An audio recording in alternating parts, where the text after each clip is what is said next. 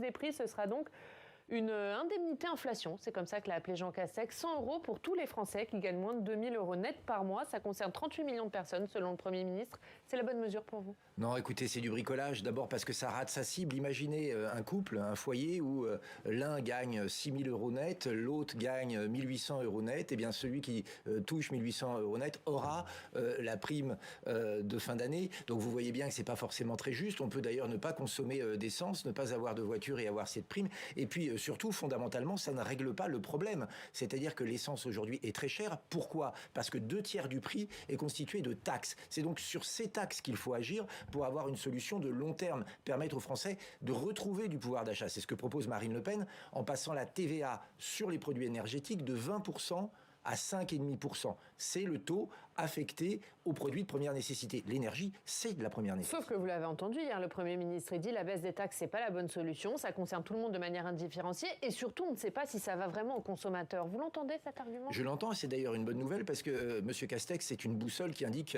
la mauvaise direction. Donc quand il n'est pas d'accord avec une mesure, c'est un indicateur qu'elle est probablement bonne.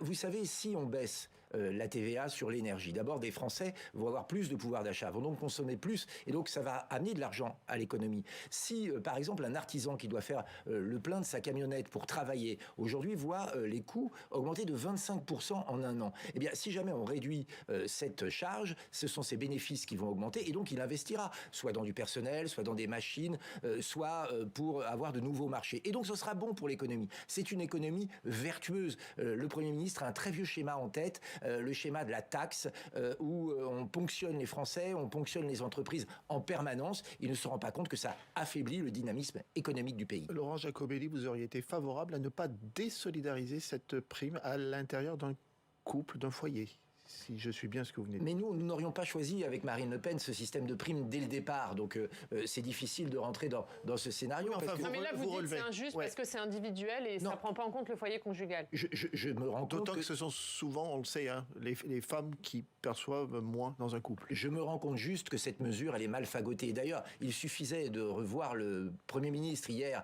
sur le plateau d'une chaîne concurrente. Il était extrêmement mal à l'aise. Lui-même semblait ne pas bien connaître son dossier, ni les tenants et les aboutissants. Je vais vous dire quelque chose, par exemple. Qui va payer cette prime? D'abord, ce sont les entreprises en fin d'année qui, un jour, seront remboursées par l'État. D'ailleurs, je ne sais pas si vous avez la nouvelle, moi je ne sais pas quand elles seront remboursées. Or, après la crise du Covid, beaucoup de TPE, PME ont des problèmes de trésorerie. Et donc on leur demande un effort de trésorerie supplémentaire. Vous voyez bien que cette mesure, elle n'a pas été réfléchie, elle a été écrite sur le coin d'une table. Je vais vous dire, c'est pas une mesure contre l'inflation, c'est une mesure pour les élections. Le président de la République et le Premier ministre vont faire un chèque en espérant se redonner une image un peu plus généreuse pour les élections à venir. Alors, mais c'est pas une mesure de fond. Jean Castex a dit...